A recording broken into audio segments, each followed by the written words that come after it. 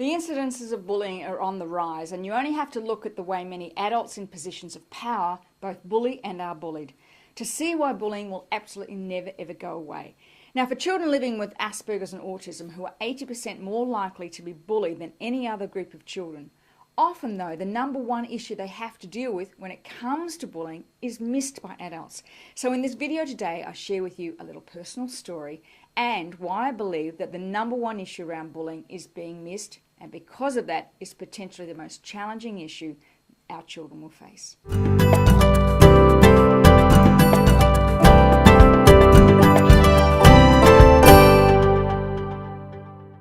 You know, I'm a great believer in teaching our children to be bully resilient, but it wasn't until I experienced a personal bullying attack just recently that I remember just how hurtful it is, and how often in our desire to teach our children to toughen up or get over it or build resilience, we can often miss how the pain of bullying not only impacts but can stay with us for many years to come. Now, a number of years ago, I had the opportunity to spend some time with a best-selling author and life coach whose clients are listed among some of the most powerful business people in the world. Now, she relayed a story to me back then about bullying, saying that she only had to mention the word to many corporate executives to have them share with her some powerful and very sad, emotive stories about how bullying had impacted on their lives and how that hurt could then spill over into how they related to people now as adults. Now, recently, I was on the receiving end of some very judgmental and, quite honestly, very cruel act by a group of individuals who I was leading as a team. The shock, the pain, and the hurt of those actions literally floored me. I hadn't experienced anything like that before. Well, actually, probably since I was at school. You know, I used to say to my own children, you know, what other people think of you is none of your business, or it says more about them, not you, darling, and can we get over it? But it was until I was reminded how incredibly painful being judged by others can be that I realized how the pain can actually become cellular, not only impacting on how you view what's happening now, but can also impact on how you view your life for the rest of your life. Now, luckily for me, as a professional counsellor and a member of numerous supportive groups, I'm very fortunate to have a number of fabulous mentors around me who were able to help me process what had happened and also bring to my understanding the difference now I think about bully resilience.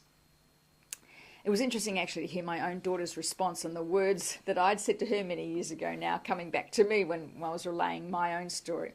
But I have to tell you, it's made me realise that often in our desire to teach children bully resilience, that many of us as adults miss the number one most powerful issue, and that is bullying hurts. It truly, truly hurts. Yes, we need to focus on changing the way bullying is being accepted in our society, and help people understand how bullying impacts on others. But just as those women who bullied me had no real recourse, they apologised but then justified it.